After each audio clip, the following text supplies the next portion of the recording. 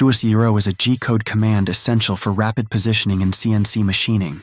When you input G00, followed by specific coordinates, such as G00X10, Y20, Z50, F100, the machine accelerates swiftly to the prescribed location without engaging the tool with the material.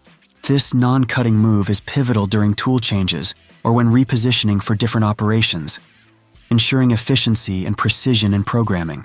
The parameters involved in G00, like X, Y, Z, and F, define the target coordinates and the speed of the move.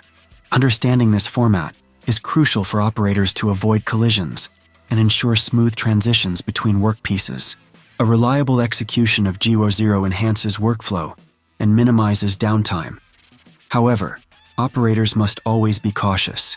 Because of the rapid nature of these movements, ensuring that the tool is retracted and clear of obstacles is paramount for the safety of both the machine and the operator.